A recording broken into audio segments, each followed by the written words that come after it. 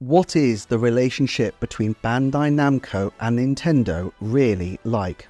What happened when Nintendo allegedly tried to buy Bandai, and how did Namco go from Sony's saviour to Nintendo's stalwarts? Finally, and perhaps most importantly for this channel, which studios are developing for Nintendo within Bandai Namco, and what other links are the company forging with the big N? This is a Nintendo Forecast Deep Dive into Bandai Namco. Before I start, I should mention that this video was early access on some Patreon tiers. If you enjoy the channel's work, please consider supporting via the link below. So, a bit of background on Bandai Namco first. As its conjoined name suggests, the company was originally two separate entities. Namco gained a foothold in the video game industry after acquiring the Japanese division of Atari in Japan. With hit games including the mighty Pac-Man, Namco soon became an arcade giant and a big rival for cabinet space with Sega in the 90s. Indeed, if you went back to 1995 and looked at the earliest clashes between the Sega Saturn and Sony PlayStation, it really resembled a proxy war between two arcade manufacturers. Sega with their own console fronted by the Virtua Fighter and Daytona games, and Namco providing strong games such as Tekken and Ridge Racer for the early PlayStation.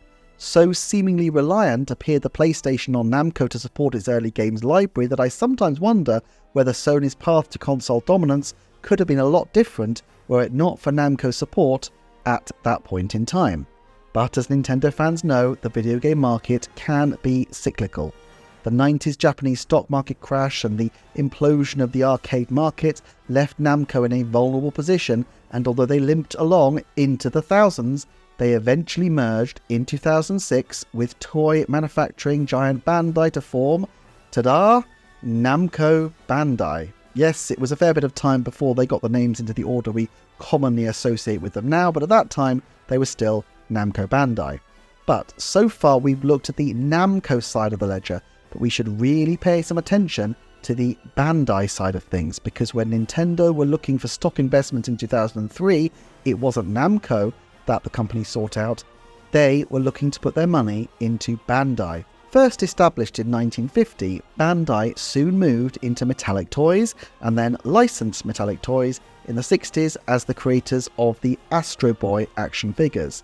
The company has continued to expand, not just with the Namco merger, but also acquiring the Sunrise Studio, now rebranded as Bandai Namco Filmworks, whose properties include the lucrative Gundam series.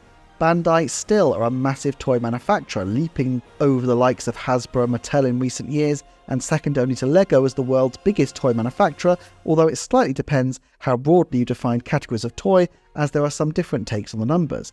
But in 2003, the company's situation was a little more delicate. On the 16th of September, Nintendo acquired 1,280,000 shares, or 2.6% of the Bandai stock, rocketing them into being Bandai's 10th largest shareholder.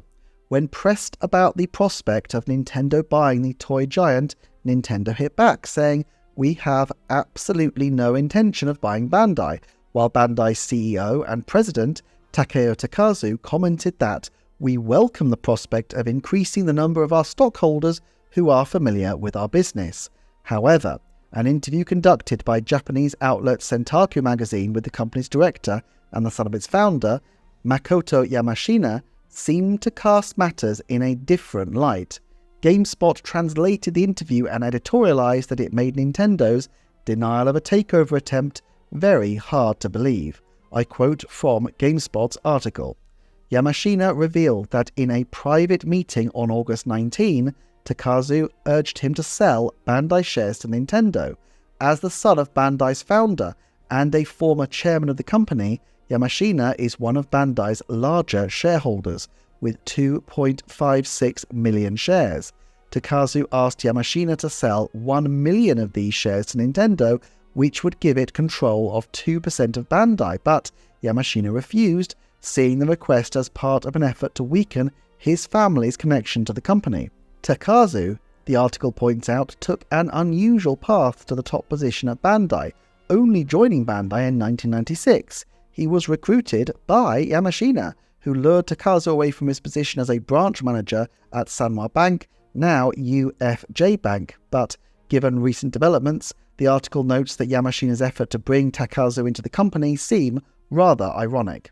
Looking back at this article, another aspect of irony is that Nintendo were at a particularly low ebb in 2003, with the GameCube failing to really penetrate the market, the Game Boy Advance not really filling the shoes of its predecessor, and the epoch-making DS and Wii systems still a way off. But there does seem to have been a coordinated approach to acquire the company. As US toy giant Mattel were looking to divest themselves of Bandai stock, the board of directors were split about whether Bandai should purchase the shares themselves as part of their planned share buyback, or whether Nintendo should swoop in. Despite bearing the name of the founding Yamashina family, Makoto Yamashina was only an outside director and railed against being blindsided by Takazu's decision to complete a deal without consulting the board first. He said, "As a software provider, it's in Bandai's best interest to maintain good relationships with Sony as well as Nintendo, especially as PlayStation software sales are central to our revenue. If Nintendo gains influence over Bandai, it could damage that relationship," he reportedly told Sentaku. However, other board members did not seem to concur, and it's important to recall that at this point, their future partners Namco and not Bandai were far more integrated into the Sony ecosystem. The logic of the ownership scuffle was explained also in the GameSpot article. It explained that Bandai shares at the time were widely dispersed, and at that point, there was no majority stockholder. Even Makoto Yamashina, the son of the company's founder, only owned 5.2% of the company. So if Nintendo used its 2.6% share in cooperation with the UFJ Bank and UFJ Trust Bank, which held at the time 6% of Bandai, the home of Mario and Luigi could effectively control a company. There was an anonymous source in the original article which commented that Nintendo is in a tight spot. UFJ is trying to strengthen the company while there's still time. So essentially the contention is that UFJ had strong interests in both Nintendo and Bandai. Takazu came over from UFJ to run Bandai and soon tried to arrange a scenario where Nintendo would have a controlling stake in the company. It's not a surprise that this encounter left a sour taste in the mouth. Of course, a lot of water has flowed under the bridge since this encounter. Bandai and Namco then merged, with Bandai retaining a 57% share of the new company to Namco's 43%, while the UFJ Bank was taken over by the Mitsubishi Tokyo Finance Group to become the Mitsubishi UFJ Financial Group Inc., Japan's biggest bank. Nintendo now owns 11,537,000 shares in Bandai Namco, accounting for 1.76% of the company. For both, the single largest shareholders are the Master Trust Bank of Japan, an organisation significantly still controlled by MUFG. Its website boasts that the Master Trust Bank of Japan Limited brings together the solid business foundations and know-how of the Mitsubishi UFJ Trust and Banking Corporation, Nippon Life Insurance Company, Meiji Yasuda Life Insurance Company, and the Noinchukin Trust and Banking Company Limited to support global investments of institutional investments. However, there has been no further evidence of any new backroom deals, and as for Takazu and Yamashina, neither are on the board of Bandai Namco today. Still, the merger of Namco and Bandai, originally into a company called Namco Bandai, did not immediately rescue either of its constituent companies. The share price of the company bobbled around, sometimes up, sometimes down, but it was the mid-2010s before the company really started to rocket. They did make some important moves which could be consequential for the companies in years to come, setting up a Singapore and Malaysian development team in March 2013, more on them later, and they had the distinction of entering the Guinness World Record Book for releasing the most advertisements for a single product, one advert per chapter of the 100-chapter Nintendo DS title Solata Robo Red the Hunter. And yet, reinvigorating themselves as Bandai Namco in 2014 seems to have led to a solid improvement in their fortunes. They still primarily make and publish software for non-Nintendo consoles, but while many of their biggest titles are distribution deals, such as their fastest-selling game of all time being Elden Ring, a From Software game that they were distributing in regions outside Japan, the core of their development activities seems a little more geared towards Nintendo. So let's move now to the present day and explore the development teams at Bandai Namco who are working on products for Nintendo's first-party offerings. First of all, we have one core team that has become Studio 2 and Studio S. Confusingly, it seems like despite the two names, they are usually referred to as one team, although I will explain in a second why the two monikers. Although it seemed like major news when these teams were announced in 2023, it seems like this is really just consolidating arrangements that have been in place for some time at the company. This group seems to have struck up a relationship with Nintendo developing for the original Mario Kart 8 on Wii as a support studio, and since then they have kept their relationship with Mario Kart 8 devs EPD9 by supporting on ARMS and Mario Kart Tour. This appears to be the work of the Studio S section of the group, S here presumably meaning support. Then there's the main team, Studio 2, which has worked fairly consistently on Super Smash Bros., starting with the Wii U and 3DS titles, before taking a detour to work on some sections of the 3DS title Mario Sports Superstars, before returning to helm Super Smash Bros. Ultimate, under the supervision, of course, of Masahiro Sakurai. Reportedly with about 152 employees as of the end of last year, though they were still recruiting back then, it is curious that between the Super Smash Bros. Ultimate DLC winding down in 2021 and now when they seem to be ramping up production, there doesn't appear to be another project that they've been associated with, at least not publicly. However, this window between the release of their last title and the ramping up of their new one would make perfect sense if they did have a game in the works finishing up right now for Nintendo. And if they did have such a game, what would it be? I think there is one overwhelming likelihood. Given this group's past association with Mario sports titles in the down years, and the fact that Mario and Sonic at the Olympics has fallen off the perch for 2024, could they have been working on another Mario sports entry? Mario Sports Superstars debuted for the 3DS in 2017, and it would follow the pattern for another late-in-life Mario Sports collection to drop for the Switch. However, while Mario Sports Superstars featured 5 games, 3 of them have already received Switch entries in the form of Mario Tennis Aces, Mario Golf Super Rush, and Mario Strikers Battle League. Also, there has been a compilation sports game on Nintendo Switch in the form of the 2019 released Mario and Sonic at the Tokyo Olympics 2020. Obviously, the real-world circumstances surrounding that event have made it quite an odd piece of gaming history, but nevertheless, it was, by all accounts, a fully featured game and probably scratched the itch for general Mario sports titles on the current hardware. In this case, the safe money is on the one sport in the 3DS collection that has not been given any kind of run on Switch at all, a sport Mario has a history with, but not recently, and a sport that Bandai Namco has developed for Nintendo several times before: Mario Baseball. Mario Superstar Baseball and Mario Super Sluggers appeared in both the GameCube and Wii lifetimes, and is similar to Mario Strikers in having had a fallow period of late, but I think Nintendo do see baseball as the 4th part of their diamond of Mario sports titles alongside tennis, golf, and football, although I would like to see a return to Mario Hoops at some point. Given the history of Switch sports games releasing in the summer, it feels logical to me that there could be a Mario baseball game releasing next June or somewhere around then, and I'm going to put it as a 70% shout that a Mario baseball title or a title with a major Mario baseball mode launches before the end of 2026, and what the heck, I'm going to say 30% that it launches in May, June or July of 2025. Why the caveat of a title with a major baseball mode? Well, I could see one route for the Sports Superstars style game option, and that's if it's a sports compilation for the next Nintendo system. You see, Bandai Namco coordinated with Camelot Software Planning on Sports Superstars, and they divvied up the sport in a very particular way.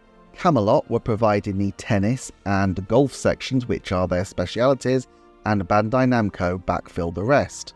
While the Switch has had tennis and golf entries for Mario, Nintendo may feel that releasing another entry in these series for the new console might be pushing their luck after they already sold quite well on the original Switch.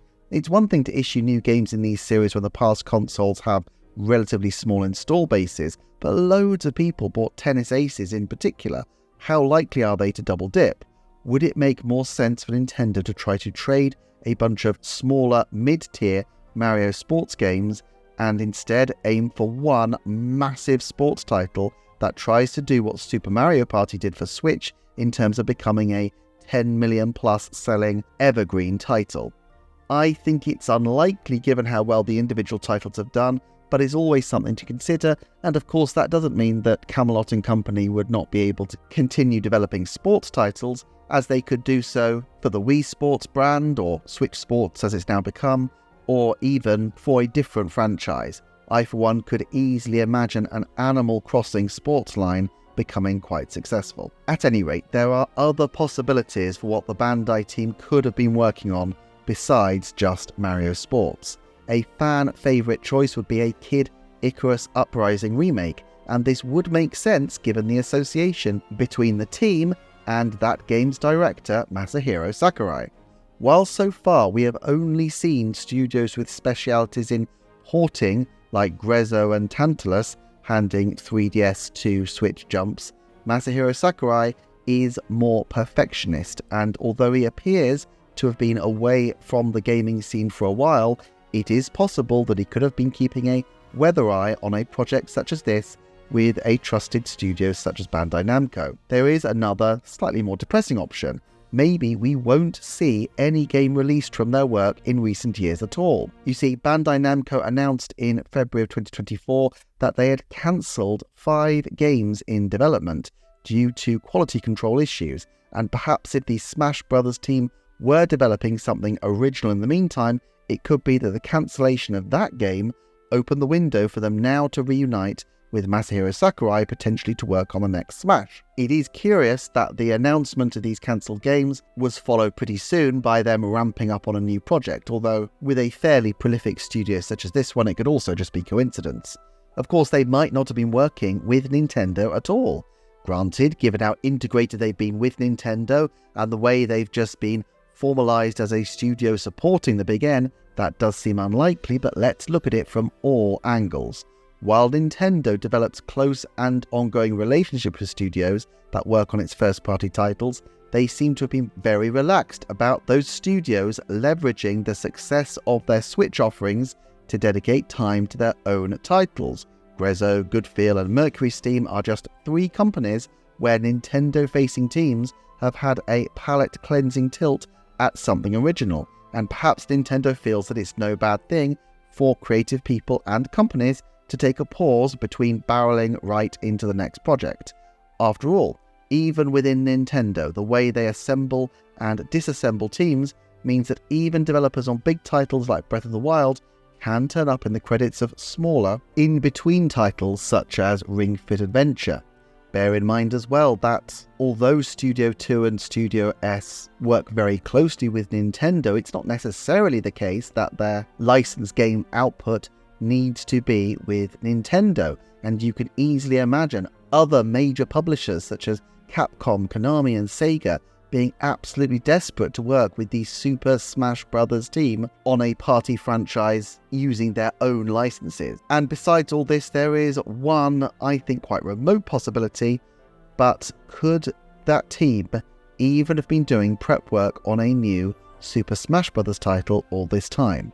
It very much depends how much on face value we take the apparent claims from Masahiro Sakurai that he hadn't really had contact with Nintendo about Smash until recently. And I really don't think that he will be fibbing about this. While Nintendo prizes secrecy, they're also quite relaxed about their top talent spilling the beans now and then, with Eiji Aonuma regularly teasing future Zelda titles. So while it would make sense to believe that they progress straight to more Smash, that is almost certainly not the case. They could have been working on a smaller project.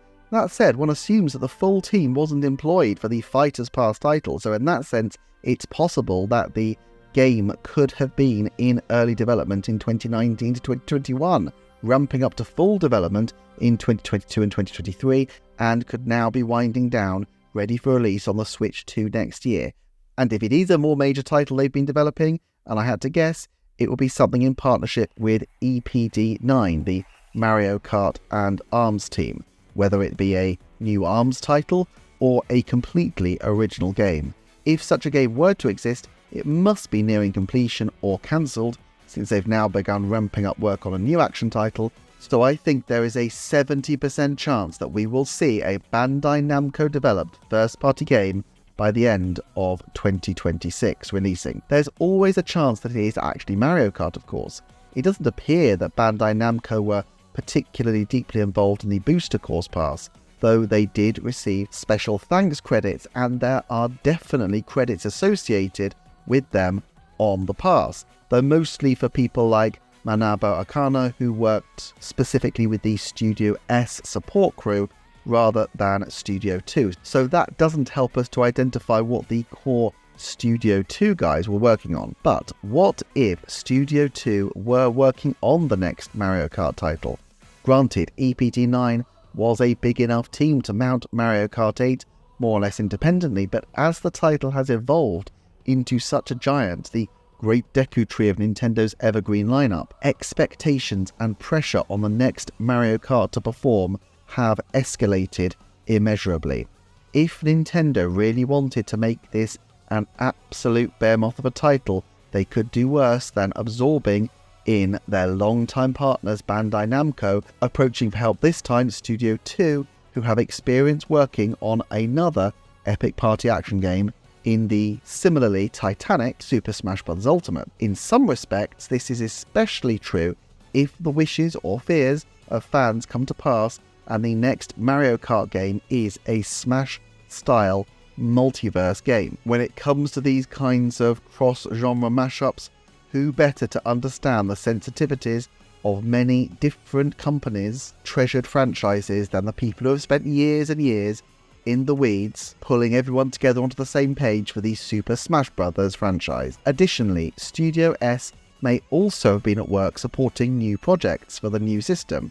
I'm not going to focus too much on specific forecasts for these, but at the very least I'd say there's a 90% chance we will see Bandai Namco at least in the special thanks for the next Mario Kart title, and it seems a 70% shout to me that we will see them in the thanks for at least one other title besides Mario Kart before the next Nintendo console is a year old. But while Studio 2 and Studio S are the most famous of Bandai Namco support studios, they are actually far from being the only team that the double-barrel giant has in service of Team Mario. First of all, Bandai Namco's Singapore and Malaysia team were given special thanks on Splatoon 3 and appear to have been supporting that game's development. It was even rumoured that this group were the original developers of Metro Prime 4 before Shinya Takahashi and company decided to reboot development back at Retro, but whether that's true or not, Bandai Namco definitely have an interest in seeing Splatoon specifically thrive, and perhaps not for the reasons you might think. Recall again that Bandai is a toy company, and the toy line is still the more lucrative of the various strands of the company's now quite diversified business portfolio. And guess who is making Splatoon 3 toys by the Inkload?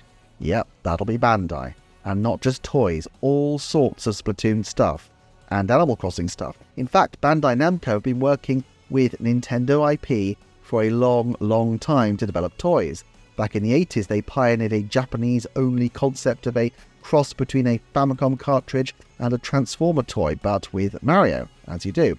And they are still making a goodly range of Mario bits and pieces. But the reason this seems particularly significant to me is that they joined Splatoon 3 around the time, April 21, that they decided to merge their entertainment and toy divisions, hoping, as they said, that it meant they could leverage their IP, such as Pac-Man and Dark Souls, more fluently across both product lines. But if they're thinking flexibly about their own IP, why not about the IP contracts they're taking on for Nintendo as well? Nintendo, after all, frequently make deals with other companies for the development of merchandise. And Bandai Namco are not by any means the only people making Nintendo toys. Jakks Pacific have the deal to do an awful lot of Mario merch, and Nintendo clearly has a very diverse field of different deals for all sorts of licensed products.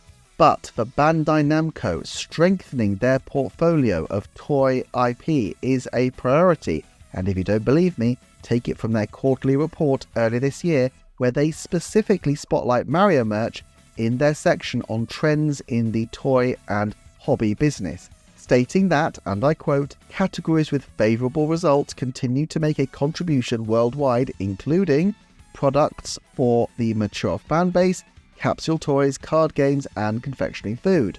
Given how Nintendo is keen to expand their merchandising wing across almost all of these features, there is the potential for a truly excellent partnership to develop, with Bandai Namco able not just to support the development of games, but also to advise and help the games translate into the toy market. Now, to be clear, I don't know that this is happening, and given that Nintendo seems generally very focused on the gameplay experience first, before considering how their titles can be adapted into the toy market, it probably isn't happening at all. But it does seem like an interesting area of potential corporate synchronicity. If Nintendo are developing games knowing that they will ultimately become toys, and if Bandai Namco have both the capacity to develop games and also the capacity to build their own toy lines, it kind of makes sense, especially as Bandai Namco are looking to integrate these two wings of their business for Bandai to be working on both Nintendo titles and the toy spin-offs for those titles as part, in effect, of a package deal. Okay, so far we've done a pretty thorough examination of the relationship between Bandai Namco and Nintendo, but we are not done yet exploring that team-up, because, as Master Yoda once said, there is another, specifically the team that developed Pokken Tournament and then new Pokemon Snap. The director of the latter title, Bandai Namco's Haruki Sasaki, confirmed that the Pokemon Company went out of their way to partner with Bandai Namco after the success of the fighting spin-off, telling IGN in 2021, Pokken Tournament utilized Bandai Namco Studios' strengths and it made Pokemon appealing in a new way. Because of this, we got another opportunity to do something together again, and this led to the development of new Pokemon Snap. We were able to talk with the developers of the original game, and the project started with the involvement of many people. What's curious here is that Sasaki-san's history was with games like Tekken and Soul Calibur. In fact, he has been working with the roughly 257-person strong Studio One at Bandai Namco, which develops a lot of the company's premier arcade action games. While it's by no means certain that this partnership will lead to a third Pokemon entry, you have to wonder, why wouldn't it? Of all game series, Pokemon needs people who can deliver games that are as graphically robust as they are fun to play, and so a new Bandai Namco Pokemon title before the end of 2026 seems to me like a 70% chance. It should be noted that new Pokemon Snap benefited from the Bandai Namco Malaysia and Singapore team as well on support work, but again, we won't count this as we're really looking to see whether this is a new Studio One title from the Pokken Tournament and new Pokemon Snap team. So, all things together, that makes likely two teams, Studio One and Studio 2, committed to full-time Nintendo work, plus two support studios, Studio S and the Malaysian and Singapore Bandai Namco team, who regularly contribute to Nintendo games as well. Bandai Namco also has a Studio 3, dedicated primarily to titles like Tales of Arise and some new IP, plus teams dedicated to development enhancement and to technology. But my hunch is that they will want to remain at least somewhat diversified, and so I'm not sure whether they will be entering into even more Nintendo contracts. Still, having cancelled, as they say, at least 5 games to ensure a focus on quality above anything else, the company may need to retrench, and they could feel that, assuming Nintendo's magic touch transcends the Switch generation and continues for their successor, some lucrative Nintendo contracts could be very welcome ways to utilize Bandai Namco's large developer bases. After all, Nintendo's own obsessive focus on quality and their distinctive craftsman-like approach to game design has often been spoken of admiringly by developers who have parted ways with the company since, and Bandai Namco may feel that granting their employees a Nintendo apprenticeship in effect could be a worthwhile means of developing their skills. There is some evidence that Bandai Namco are looking to emulate Nintendo's style in certain respects. Specifically, in late 2020, the company copyrighted Bandai Namco Next, which many took to be a Nintendo Direct style presentation format, and the 3 words "connect with fans" are in big, bold letters in their otherwise relatively austere financial report when talking about their mid-term vision, so this guess would seem to make sense. As far as I can tell, this plan never eventuated into anything, but it's possible to imagine that this could be something they look to do in the future as part of the company's growth strategy. For now though, I'll put the likelihood of a Bandai Namco exclusive video presentation at just 10% by the end of 2025. All this points to a company that is a firm and solid partner for Nintendo, and while a buyout always remained a tall order and seems a very distant prospect now, I definitely expect the 2 Japanese giants to continue to be intertwined, and I for one am very excited to see which games they're developing for the Switch and its successor in the coming years. Thank you so much for watching. Thanks again to my Patreon supporters for helping to make this video a reality, and my Patreon details are in the notes below. If you enjoy developer deep dives, then this playlist on screen has you covered, and I will see you next time for another Nintendo Forecast.